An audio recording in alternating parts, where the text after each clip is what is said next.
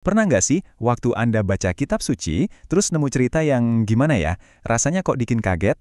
Cerita-cerita tentang perilaku seksual tokoh-tokoh terhormat yang kayaknya beda banget sama standar moral kita sekarang. Nah, kenapa bisa begitu? Oke, biar kita nggak bingung, kita bakal bedah ini lewat 5 langkah.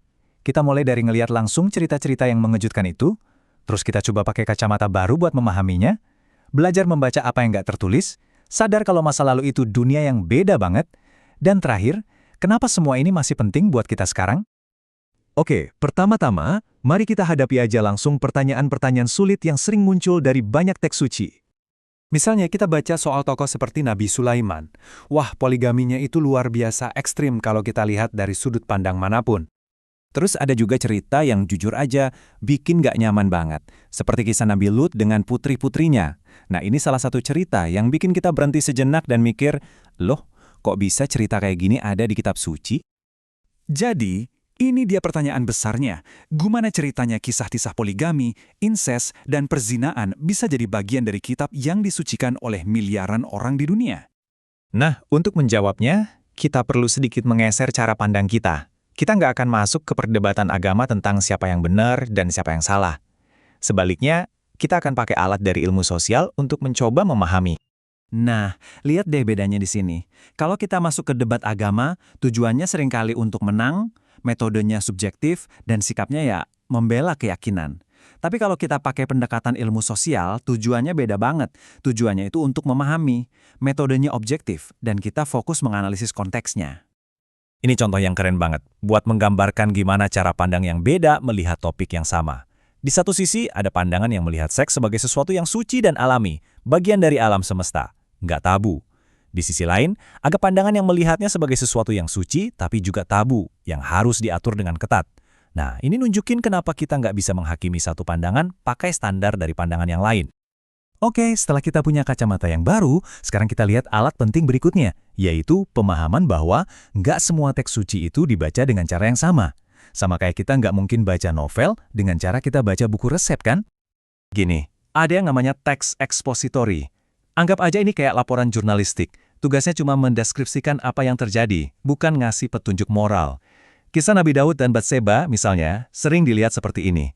Teks itu menceritakan kegagalan seorang manusia, bukan sebagai contoh perilaku yang harus kita tiru.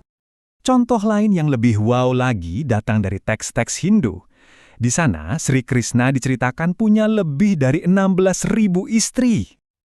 Tapi tunggu dulu, angka segitu gede bukan buat diartikan secara harfiah, ini tuh gaya bahasa, namanya hiperbola.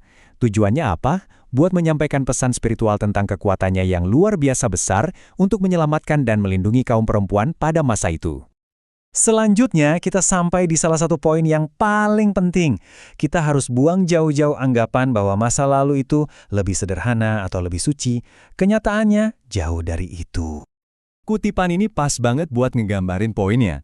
Kita nggak bisa seenaknya pakai standar modern kita buat ngelihat dunia yang aturannya beda total.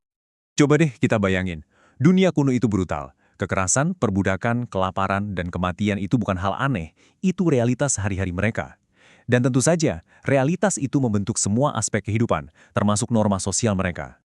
Contohnya gini deh, poligami Nabi Muhammad itu terjadi di tengah konteks perang yang terus-menerus, yang bikin para perempuan dan anak-anak butuh perlindungan. Jadi itu adalah solusi praktis pada zamannya, yang bahkan tidak diprotes oleh perempuan saat itu. Coba bayangin ini, dengan angka harapan hidup di bawah 40 tahun, ide buat nunggu nikah sampai umur 30-an itu, ya nggak masuk akal. Pernikahan dini itu bukan pilihan, tapi sebuah keharusan, baik secara biologis maupun sosial, demi kelangsungan hidup keluarga dan komunitas. Jadi, setelah kita lihat semua ini, konteks sejarahnya, jenis teksnya, dan perbedaan budayanya, apa dong kesimpulan besarnya? Kenapa semua ini masih penting buat kita bahas?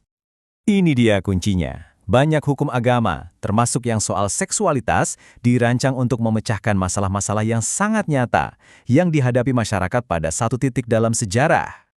Dan ini ninggalin kita dengan satu pemikiran terakhir. Dengan memahami masa lalu, kita jadi dipaksa untuk mempertanyakan keabadian nilai-nilai kita sendiri. Kira-kira kebenaran atau standar moral kita hari ini, mana ya yang bakal dianggap aneh atau bahkan mengejutkan oleh orang-orang 500 tahun dari sekarang?